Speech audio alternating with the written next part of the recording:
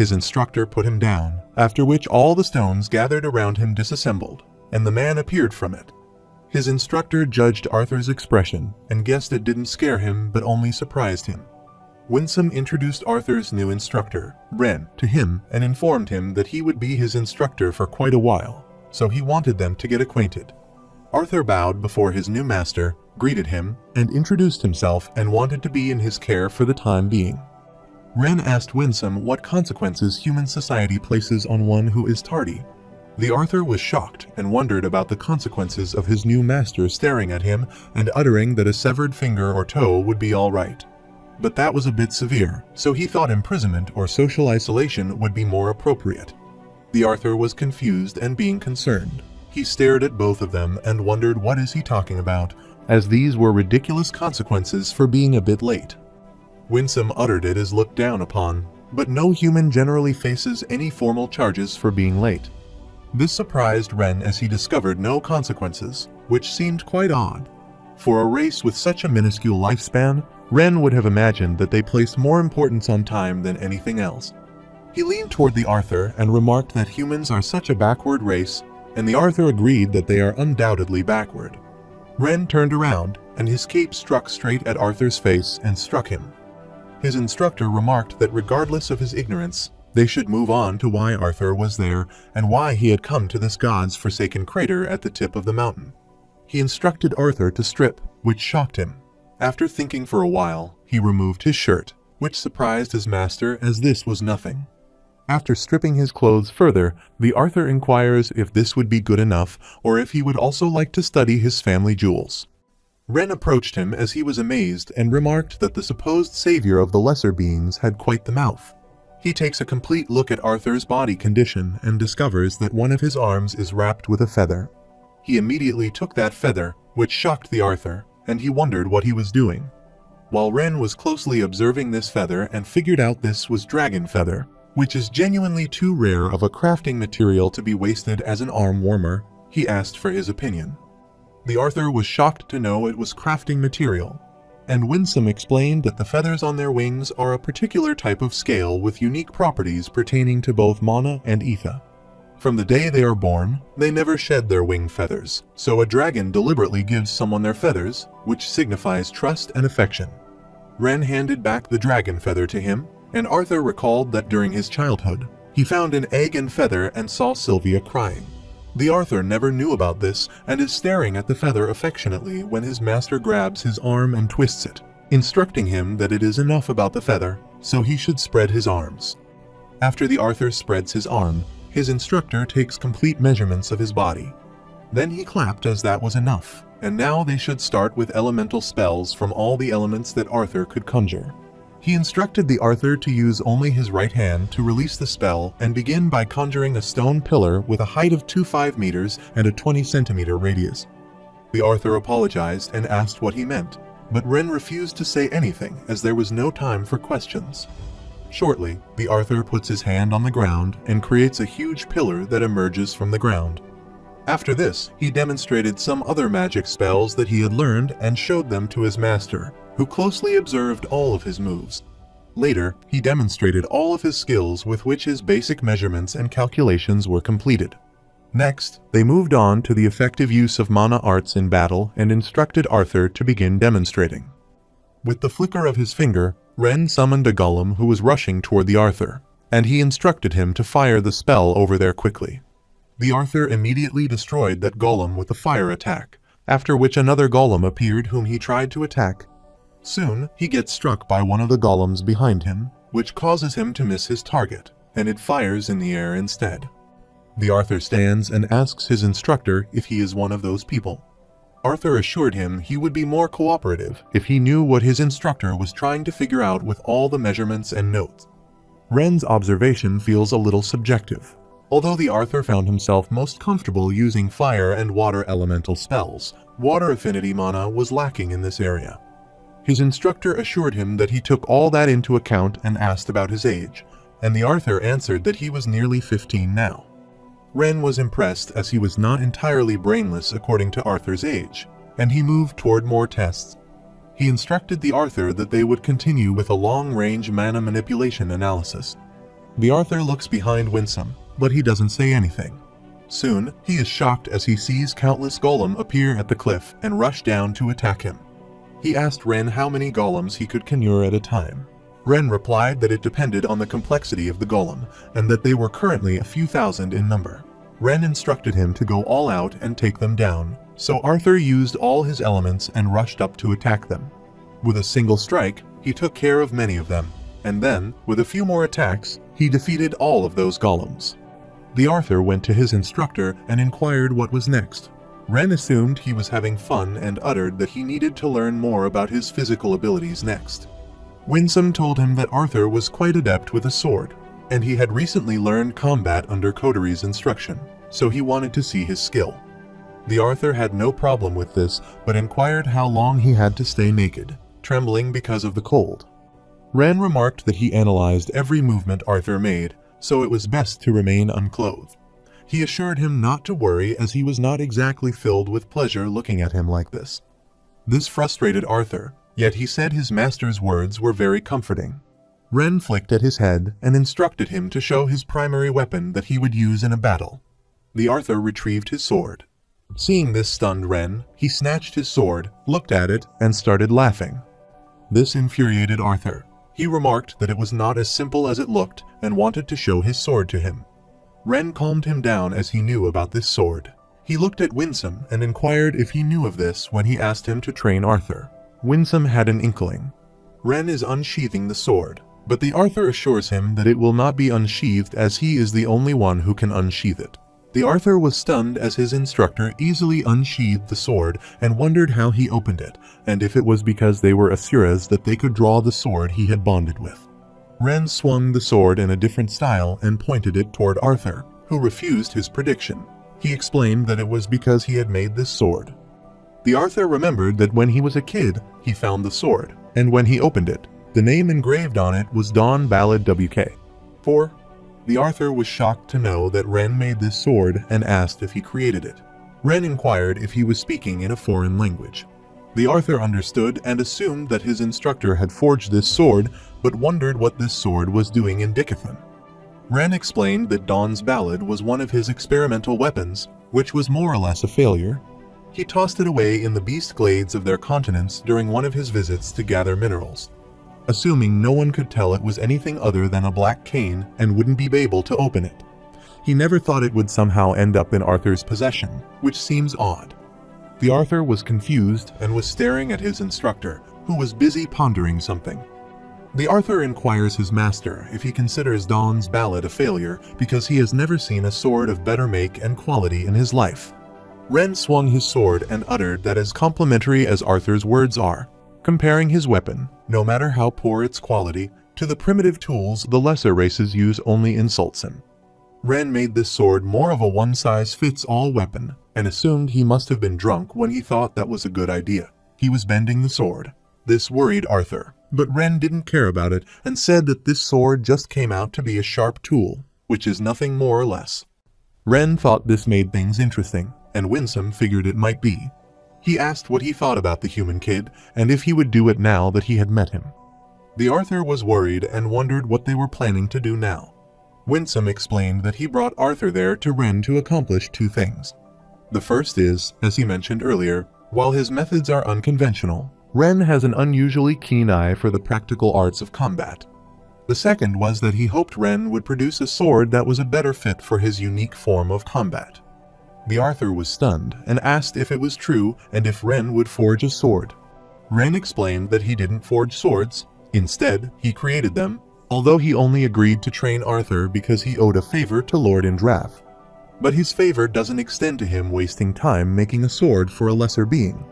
He said he was planning to hold in Dawn Ballad for now, which shocked the Arthur as he would return the sword to him. Ren explained that Dawn's Ballad might be a sharp tool, but the sword still chose him. Although he is not proud of this particular piece, he will not take it away from Arthur. With just a few movements of his hand, Ren created a new sword from the ground and handed it to Arthur, instructing him to use it for his training. He created it to measure the user's movements and the force of the impact it receives. The Arthur swung the sword to check its swiftness, and his instructor informed him that he could summon it from the ground at any time. Ren was amazed, as out of everything that he had done so far, Arthur was surprised by this, and he instructed him to hand over the dragon feather to him.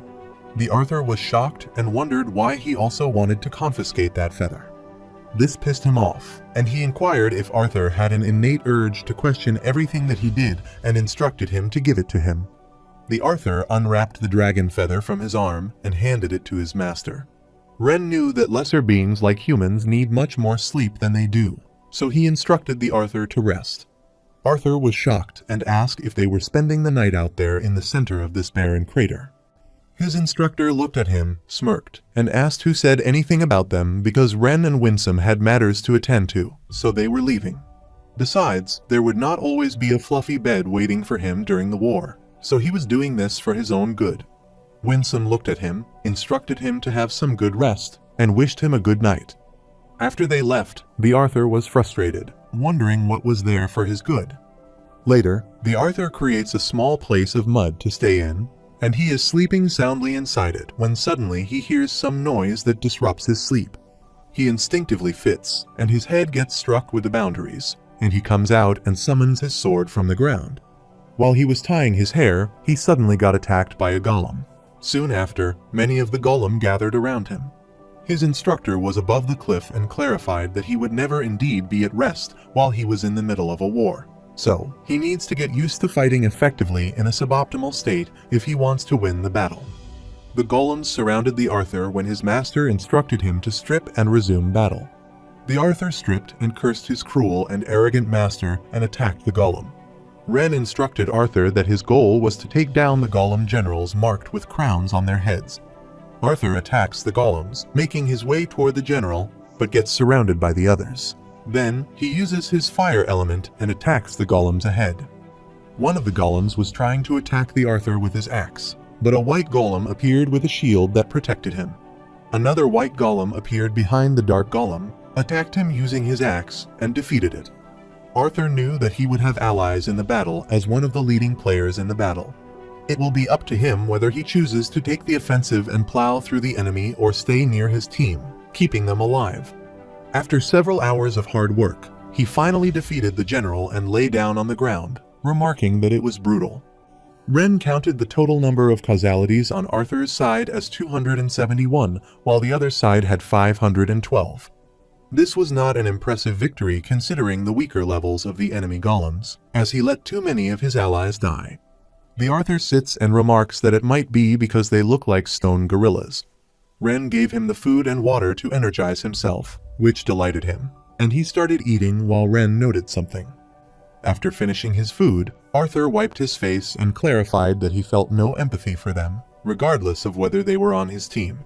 Ren decided to keep that in mind and instructed Arthur to sleep now, as tomorrow wouldn't get any easier. The Arthur lay down and immediately fell asleep due to the hard work that he had to do. The following day, he woke up by the noise and immediately summoned his sword. He was shocked as he saw a basilisk holding his childhood friend Tess through her neck and smiling wickedly. The Arthur immediately activated his realm heart and rushed toward the basilisk to save the elf. He lifted his sword furiously with its single swing. He cut Basilisk's arm. Thus, the elf was released and fell. Then, the Arthur rushed to attack Basilisk again, but before he could strike it, Basilisk rushed back, regenerated his arm, and created many magical bullets. Arthur was also prepared to attack him, and with the swing of his hand, he created an enormous fire and tried to burn all the bullets.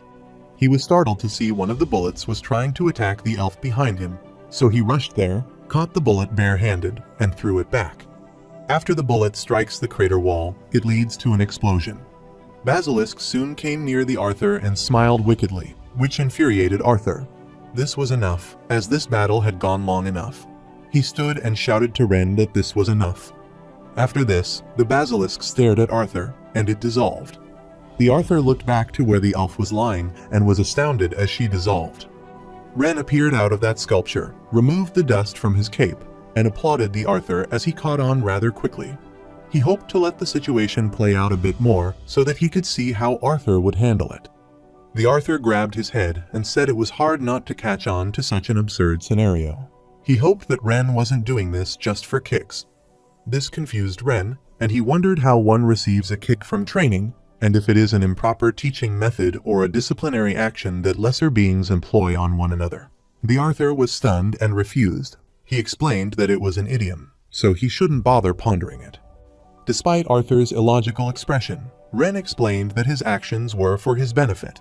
He points at him and wants him to look at the state that he is in now, as he has expended most of his energy on a reckless attempt to save that elf.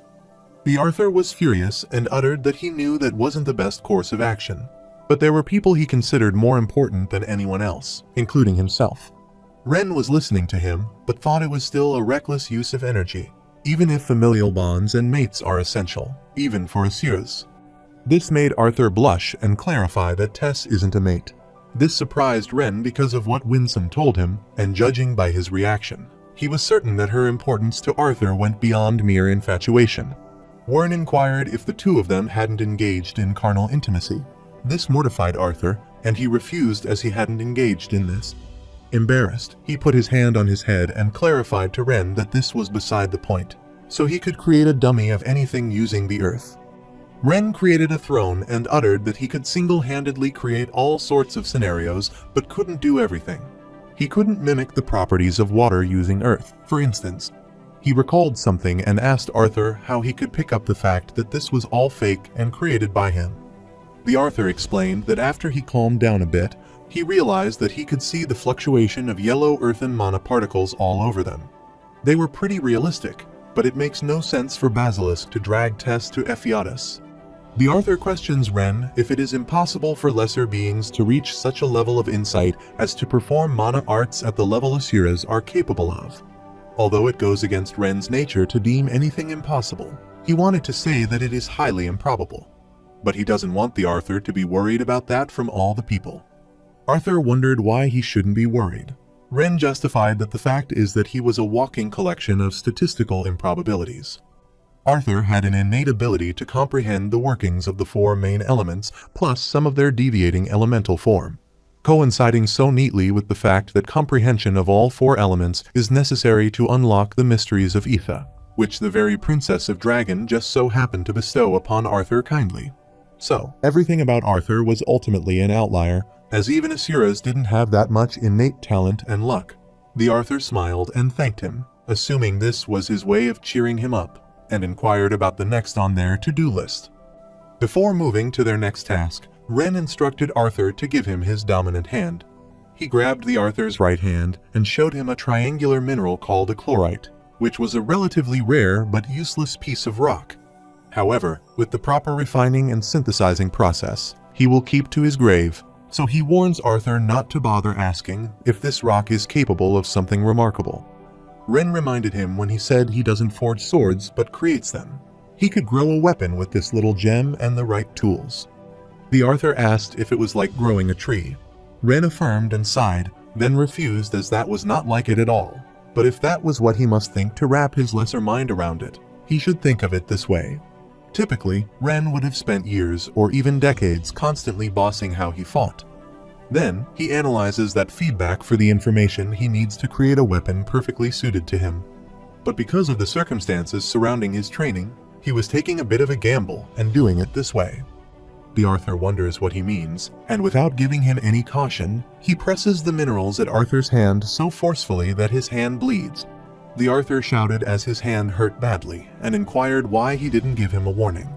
Ren apologized as he forgot to count to 3 and explained that he had synthesized the chlorite with Lady Sylvia's feather and a scale from Sylvie. These are both indispensable components of what makes Arthur who he is, and he flickered at Arthur's head and uttered that every moment, action, thought, and change in his body will factor into how his weapon will manifest. Even Ren has no idea how it will turn out. If it even comes out as a weapon or not, it would be worth using. The Arthur made a pitiful face and then wondered why his instructor was doing it this way if the outcome was uncertain. He looked at the broken chlorite and thought his instructor would make a weapon for him. Ren remarked that Arthur would need more than just a sharp stick to get by the Vritra clan and their spawn, and they were also running out of time. This startled Arthur as he thought he had about 2 more years left before the war was expected to begin. Ren worriedly informed him that Winsome just received word from Aldir with the most recent news from Dickathon. He was telling the Arthur this against Windsor and Lord Indrath's wishes, but he wanted him to make a logical decision, knowing all the information.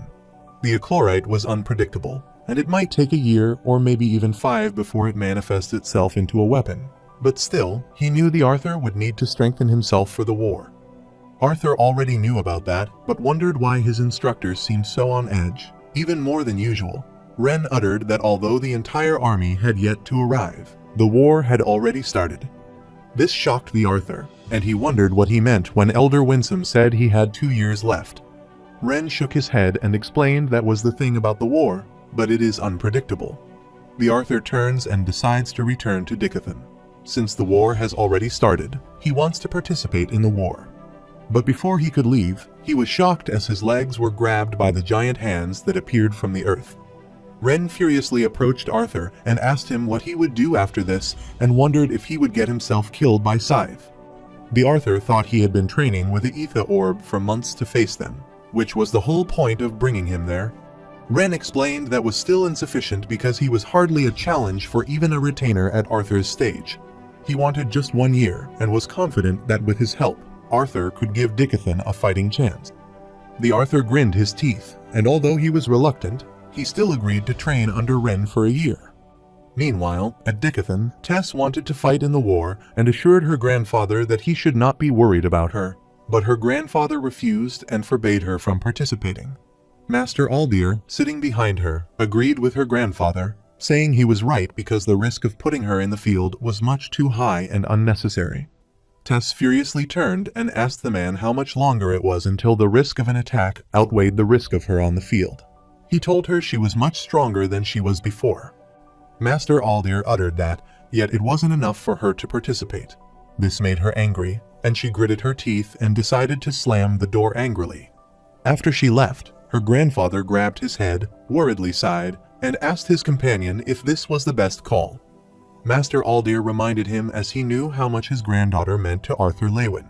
It doesn't matter how many years the Asuras spend training Arthur, but having Tess on the battlefield will impede his judgment. Meanwhile, Tess was furiously walking out, and she reached the gate, which 2 soldiers guarded. She went to them and requested them to open the door, but the soldier apologized as they hadn't received word from Commander Varian or Lord Aldir that anyone would be leaving. She commanded them to open the door, and then General Vere appeared and informed the guards that Princess Tesha was running an errand with her. The soldiers stared at each other, then poured their mana on the door lock and opened it. After they came outside, Tesha thanked her for her help, and the soldier standing at the portal asked General Vere and Princess Tesha about their destination. General Vere stared at the princess, and she uttered Ediston City. After knowing their destination, the man activated the portal. He requested them to show proper identification upon arrival due to increased outside attacks. Tesha whispered and asked Vere if she was sure that she wanted to babysit her. Vere uttered that she just finished her lesson with Princess Kathleen, so a little break was fine with her, so they left. Ediston was once the human capital in Sapin, and she remembered learning in school that the city had been built on the continent's western coast, so it would be out of reach of the Dwarven and Elven countries and as far away from the Beast Glades as possible. With all the fights happening at various points in the Beast Glades, Ediston City has become the furthest city from the battle and an ideal defensive location, with 3 sides bordered by the ocean. Still, after the impending war had been announced to the public over a year ago, King Glader had the city torn down and rebuilt to be the last line of defense against the Alacrian army. Meanwhile, in Ediston City, the soldier guarded all of the corners, which was why everyone was busy with their everyday routine life. Princess Tesha and Vare reached the city. Princess was staring at the queue of the soldiers marching, and Vare instructed her to keep her sword out and ready at all times. Tesha thought she shouldn't be that concerned as Vare was with her to protect, and besides, this city was just about the farthest point from all of the fighting. Vare reminded her that it's necessary to be ready for the worst-case scenario in times of war.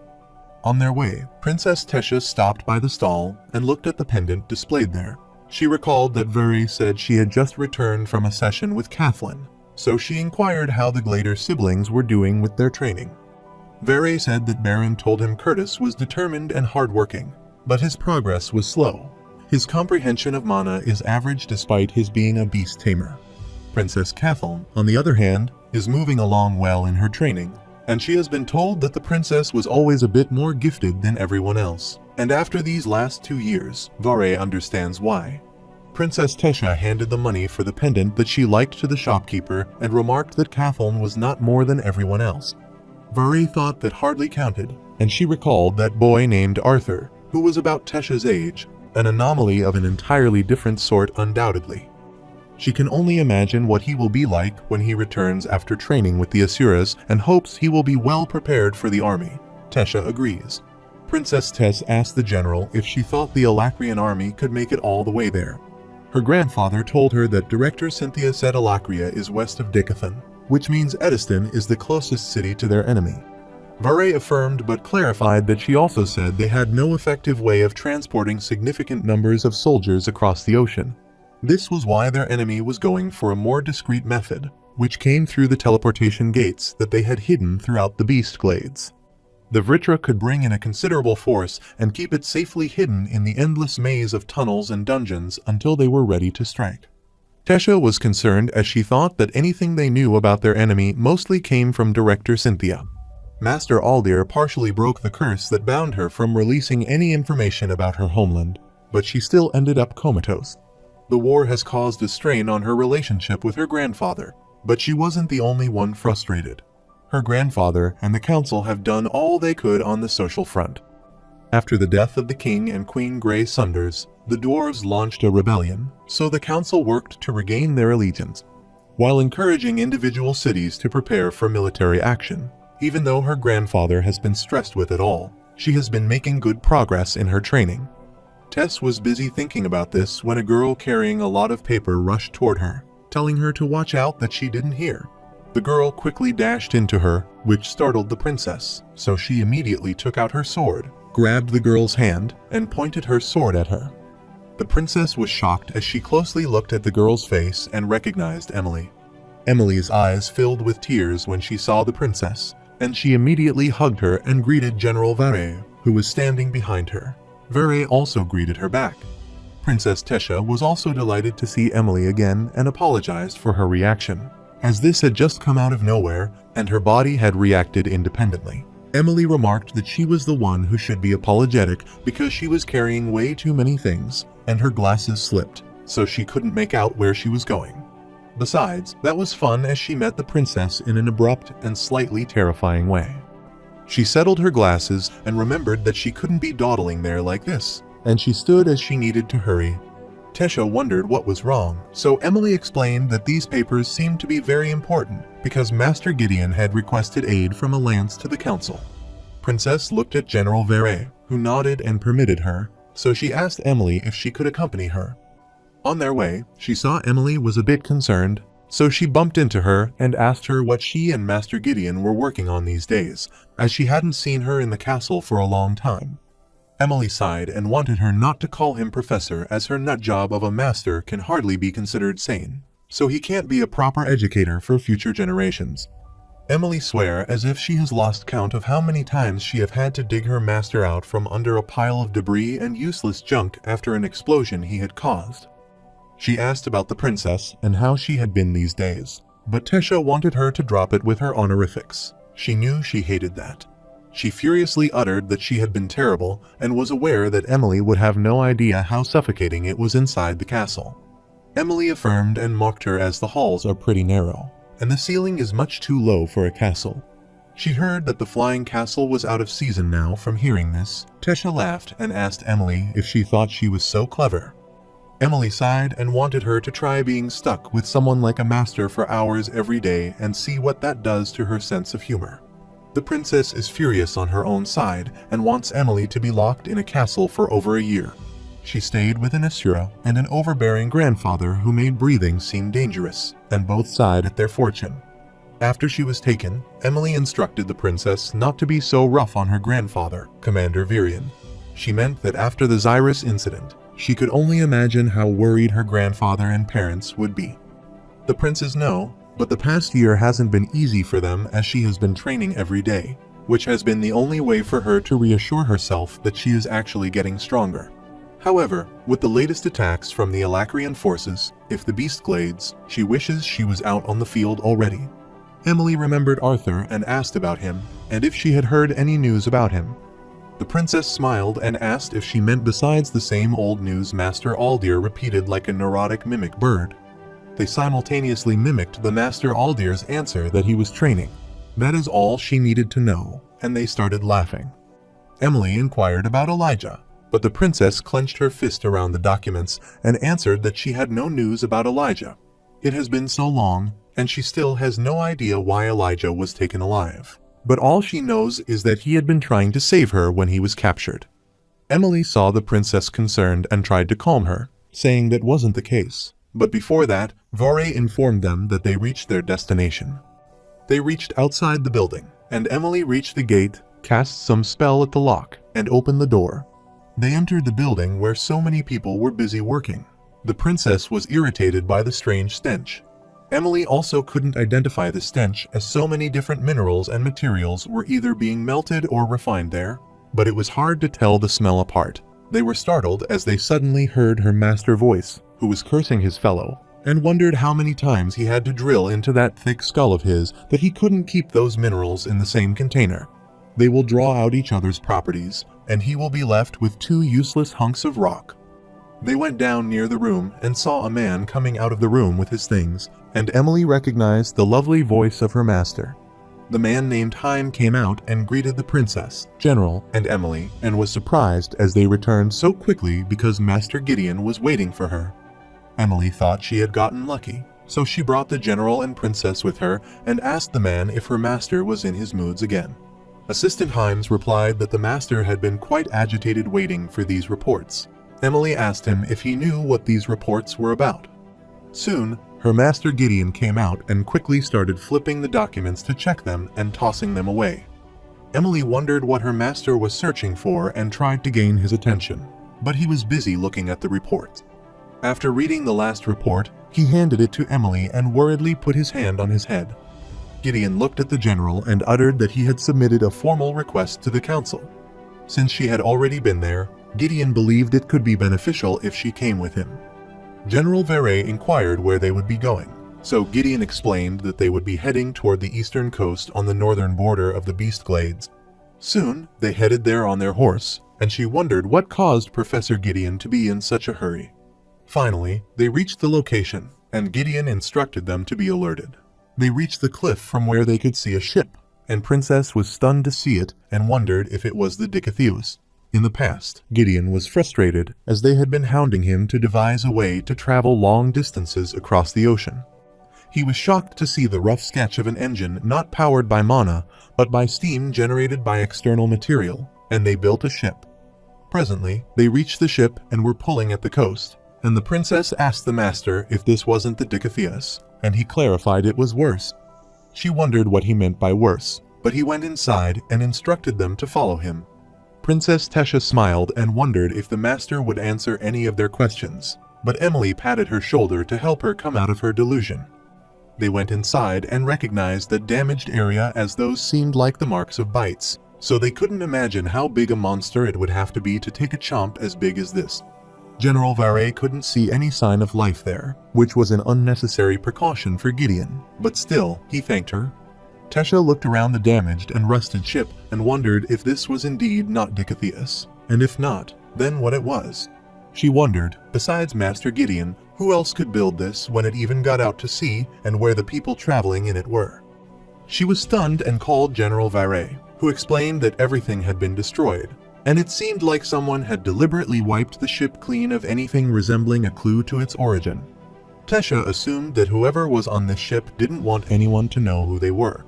Emily wondered if Master Gideon's floor plan got leaked and if one of his rivals or competitors could get their hand on them. Gideon arrived, uttered that it was impossible, and explained that until a few weeks ago, the ship was fully submerged in the ocean. He wouldn't have known about it had it not been for the group of adventurers that came across it just as the tides turned. Emily wondered what had happened to all the crew members who were on this ship and asked her master if he thought they had all drowned. Gideon refused as he was confident there would be at least some who remained left. although there were no remains, no evidence, nothing. Which means the crew did not want anyone seeing this ship, let alone whatever or whoever they had inside. General Vore had a hunch when she first saw this ship, but she wants Gideon to confirm whether she is right. Gideon uttered that after reading the report, he prayed to whatever divine being was watching over them that his guess was wrong, but he didn't think it would be right. He supposed maybe the lost crew if the original Dikatheus had made it back in one piece, but after examining it, he was optimistic that this ship wasn't and never was the Dikatheus, nor was it from Dikathan. This concerned Emily, wondering if his master didn't mean what she was thinking. Her master Gideon meant to say exactly what she is thinking. The fact this ship exists changes the fundamental dynamic of this war. This worried the princess, and she inquired what he meant by changes in the war. Professor Gideon explained that it means that Alakria has in their arsenal the ability to build ships with the capacity to carry whole battalions across the ocean to Dikathan.